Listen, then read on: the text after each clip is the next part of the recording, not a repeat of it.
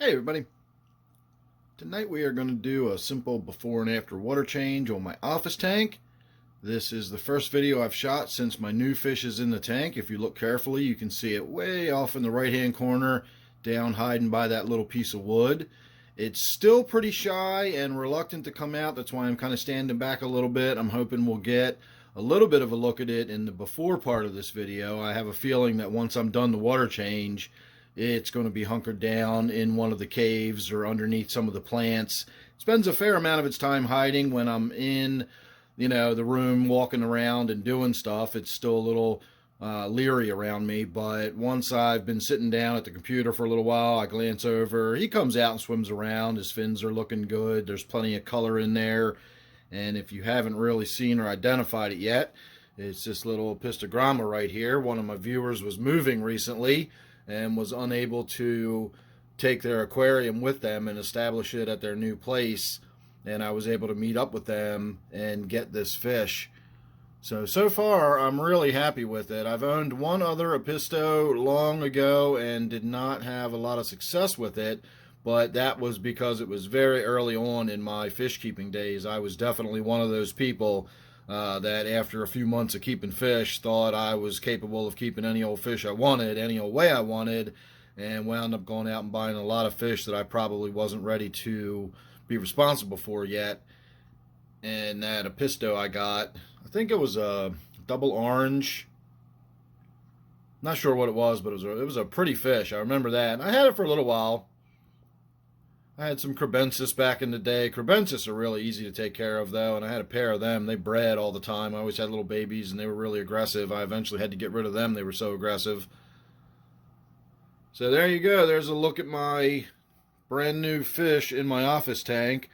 And then other than that, we're just going to get on with doing a simple water change. I got to wipe the glass down. I'm going to replace the filter.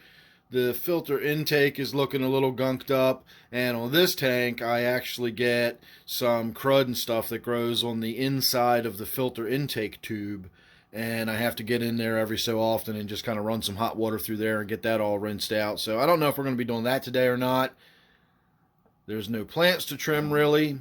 I've thrown a handful of water sprite in there. That'll grow fairly quickly, and as that starts to grow in and give us a little bit of cover on the surface, I'm hoping that'll get that fish out swimming around a little more active. So I'll check the nitrates while we're in there. I put extra sand and gravel in there not too long ago. I'm trying to have a deeper substrate. I'm not necessarily going for what would be officially thought of as a deep sand substrate, but I am going for a fairly deepish kind of sand, and I'm hoping it'll have some denitrifying effect. I don't think it's really been in there long enough at this point to have established any kind of denitrifying qualities yet. It has to establish anaerobic bacterial colonies and all that kind of stuff, and I just don't think it's been in there long enough to have established that. But we'll check the nitrates while we're in there just to get an idea of where the tank sits, and I'll get the glass wiped down and all that good stuff. So consider that your lengthy before. And there's your after. So not a lot to talk about. The one thing I did notice while I was in there was the temple plant in the middle, that sort of stumpy plant that's growing out of that pile of rocks. When I cut it back recently, apparently more damage was done to it than I realized, and some of those branches had sort of died off. And while the foliage was still green, they had sort of detached from the main stem, and so I've got some pieces of temple plant that are now just sort of loose and detached. And in fact, if you can see the bright green piece right here, that broke off the top, and I've now just sort of got it stuck down in there, and we'll let the roots kind of do their thing for a little while. But that's not really planted anymore. That's just kind of tucked in there between those two rocks.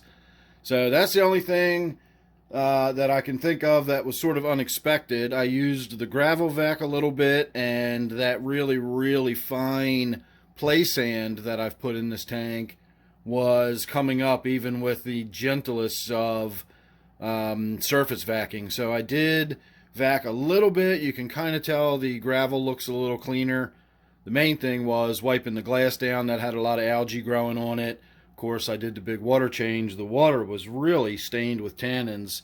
I know a lot of people say that the tannins will leach out of any piece of wood after a certain amount of time, and you just won't have to deal with tannins anymore. But in this tank, I've got that little piece of wood right there, and that has been underwater for the better part of a decade. And I've got the roots of the plants in this tank, and that's the only source of tannins I've got. And yet, within a few weeks, I've got very tea-stained water. So, don't know where the tannins come from, but I certainly get them in my tanks, and I've never had a tank ever that doesn't just continue developing tannins. As long as I've got growing plants in it, or I've got any kind of woodwork in it, most of my tanks have both, I always get tannins that develop no matter how many water changes I do. Give it a couple of weeks and the water will be tea stained again.